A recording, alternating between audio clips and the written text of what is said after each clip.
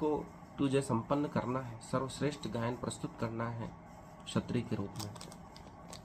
43वें श्लोक में भगवान कहते हैं, तत्र तम बुद्धि संयोग लभते पूर्णदीकम यतते च ततो भूय संसिद्धो कुरुनंदन। हे कुरुनंदन, ऐसा जन्म पाकर वह अपने पूर्व जन्म की देवी चेतना को पुनः प्राप्त करता है और पूर्ण सफलता प्राप्त करने के उद्देश्य से वह आगे उन्नति करने का प्रयास करता है। हे कुरुनंदन अर्थात अर्जुन, ऐसा जन्म पाकर वह अपने पूर्व जन्म की देवी चेतना को पुनः प्राप्त करता है। ऐसा कुलीन घर में जन्म पाकर वह पूर्व जन्म की देवी चेतना को पुनः प्राप्त कर लेता है, पुनः अपने पूर्व जन्म का स्मरण प्राप्त कर लेता है और आगे की यात्रा प्रारंभ कर देता है। इसी को महावीर बुद्ध ने जाति स्मरण कहा है। पूर्व जन्मों की याद करवाते हैं वे लोग, उसके बाद ही अगली यात्रा प्रारंभ हो जाती है, क्योंकि उसे याद आ जाता है कि पिछले जन्म में क्या ज्ञान प्राप्त किया था, उसी को आगे बढ़ाना है। वैज्ञानिक भी यही करते हैं। अभी तक जितना शोध हुआ है उसका वे अध्ययन करते हैं और उसके आगे नई खोज करने का प्रयास करते हैं। इसी से नोबेल प्राइज मिलते हैं, नई नई खोजें होती हैं।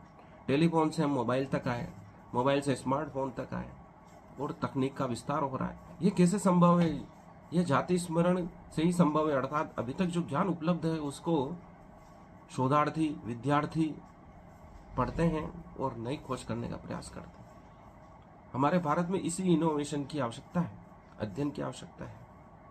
चारों तरफ जो मन भटक रहा है, जैसा कि कृष्ण कहते हैं कि चारों तरफ से मन हटाकर मुझ में ही ध्यान लगा, वैसे ही विद्यार्थियों को अध्ययन में ध्यान लगाना होगा।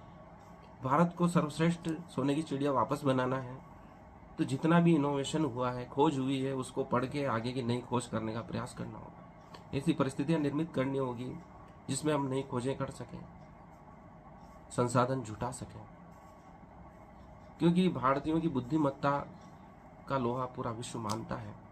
बस हमें अपना स्मरण करना होगा, जाति स्मरण करना अर्थात अपने आत्मसम्मान को वापस स्मरण करना होगा कि हम प्राचीन काल में कितने कितने महान कार्य कर चुके हैं।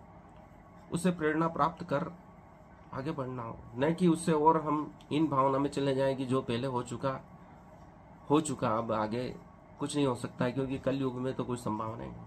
सतयुग आने वाला है, ऐसा सोचकर सकारात्मक विचार कर हमें आगे बढ़ना होगा। अगला श्लोक जो 44वां है, पूर्वाभ्यासेन तेन हि राशिषि सह जिज्ञासुरूपी योगस्य शब्दब्रह्मा विति वर्तते। अपने पूर्व जन्म की देवी चेतना से वह न चाहते हुए भी स्वतः योग के नियमों की ओर आकर्षित होता है।